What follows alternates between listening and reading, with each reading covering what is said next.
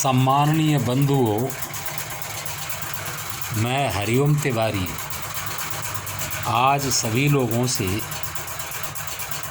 यह निवेदन करता हूं कि वे मेरी बात पर गंभीरता से विचार करें, सुनें, समझें, विचार करें और यदि तथ्यपरक हो और उनके हित में हो तो उस पर अमल करें, विचार करें। मैं यहाँ पर यह कहना चाहता हूँ कि भारत के जो अलग देश हुए हैं, जैसे ईरान, इराक, अफ़गानिस्तान, पाकिस्तान, बांग्लादेश, उनमें से इन्होंने सभी कम्युनिटियों का सफाया कर दिया। मुस्लिमों ने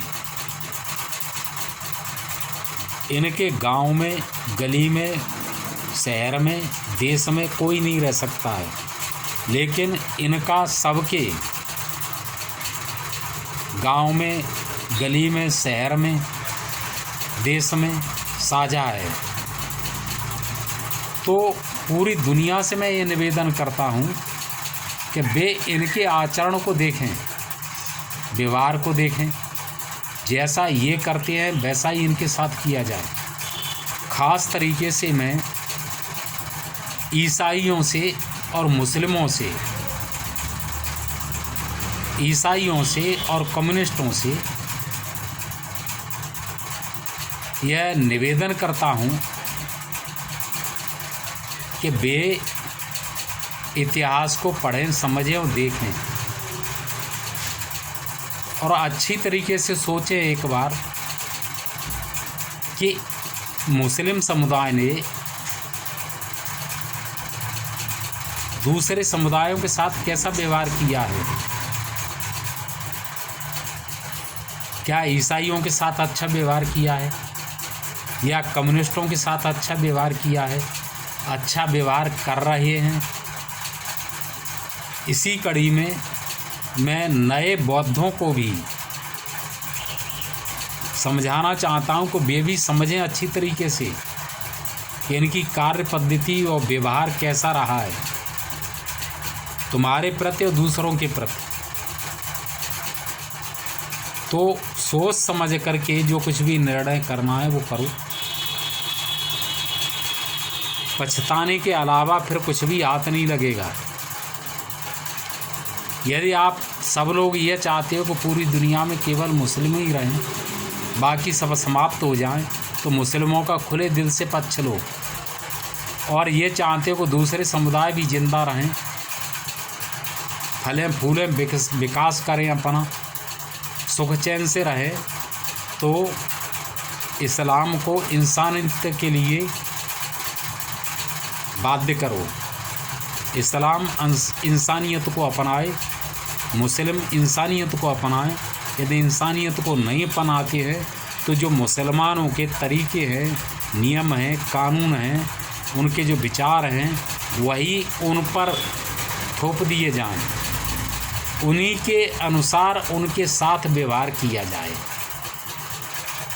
मैं पूरी दुनिया से एक कल्पना करने को कहता हूँ कि भारत आज दुनिया में जनसंख्या की दृष्टि से पहले स्थान पर पहुंचने वाला है और संसाधनों की दृष्टि से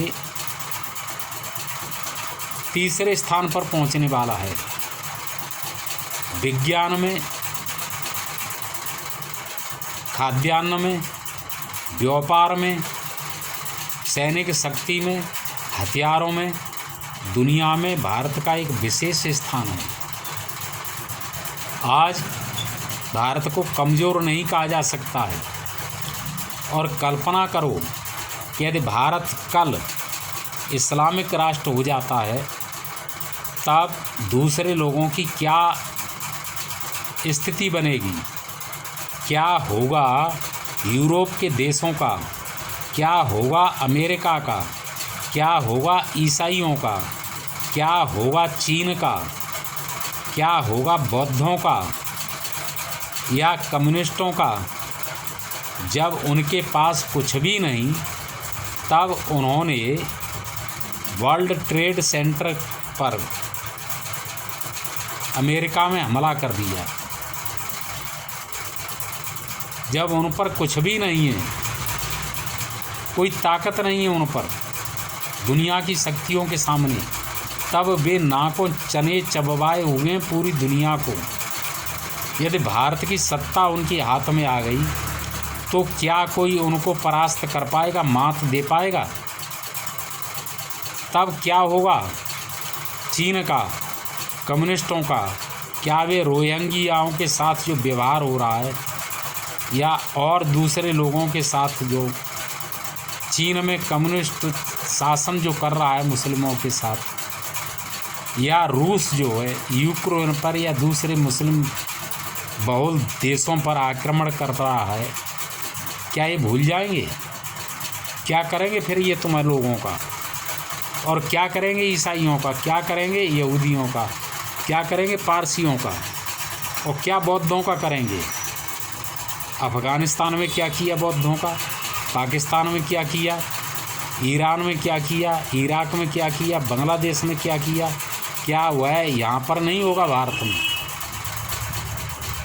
अच्छी तरह से सोच ले। अमेरिका और यूरोप, चीन, रूस, दूसरे देश के भारत पर यदि इस्लाम हावी हुआ या मुस्लिम राष्ट्र बना, इस्लामिक राष्ट्र बना, तो दुनिया की क्या स्थिति होगी। इसलिए मैं सभी लोगों से करबद्ध निवेदन करता हूं कि वे हिंदुओं पर विश्वास करें, हिंदुओं की ताकत बढ़ाएं, हिंदुओं को साहस दें, हिंदुओं का साथ दें।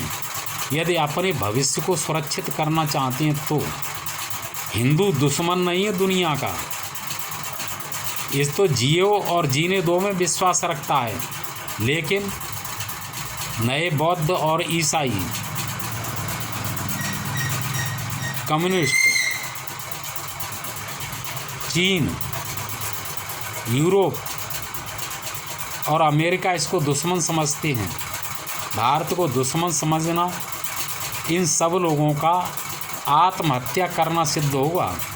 इसलिए मैं फिर से निवेदन करता हूं कि आप अच्छी तरीके से सोचें, समझें और भारत का इस्लामीकरण होने से बचाएं। जो यहाँ पर दोगले हिंदू हैं वो भी ये सोच लें कि उनका क्या होना है, क्या हुआ उनका अफ़गानिस्तान में, पाकिस्तान में, बांग्लादेश में, ईरान में, इराक में, वही यहाँ पर होगा। तो भारत को हिंदू राष्ट्र बनाने के लिए पूरी दुनिया के हर समुदाय, हर देश, हर हिंदू इसे हिंदू राष्ट्र बनाने के लिए प्रयास करे, प्रयत्न करे। इसी में सबकी भलाई है, सभी का हित सुरक्षित है। जय हिंद, नमस्कार। इस्लाम धर्म नहीं है, इसे धर्म मानना सबसे बड़ी भूल है। जब तक आप इसे धर्म मानते रहोगे, इसके खिलाफ कुछ भी नहीं करोगे। मुस्लिमों वाला जो अल्लाह और खुदा है वो दुनिया का मालिक नहीं है, उसके नाम पर झूठा बोला जा रहा है। जो दुनिया का मालिक था, है और क़यामत के बाद भी रहेगा, वह दोगला नहीं हो सकता है। तो वह दुनिया को और दूसरे तरीके की शिक्षा दे और मुस्लिमों को दूसरे तरीके की शिक्षा दे। ये उस दुनिया के मालिक को भी बड़ी बुरी नज़र से देखती हैं।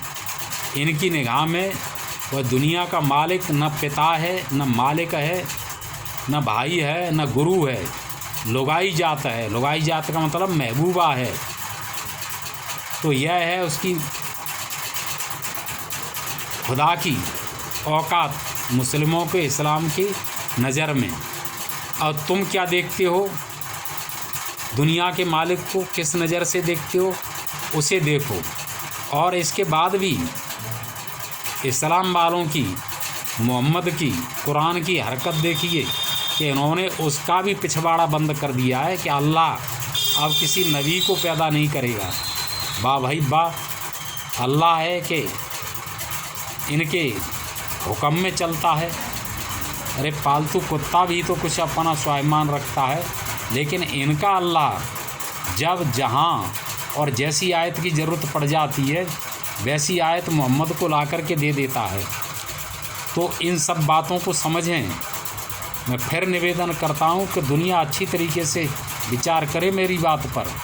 जय हिंद, नमस्कार, आप सभी लोगों को प्रणाम। जियो और जीने दो। वसुधैव कुटुंबकम।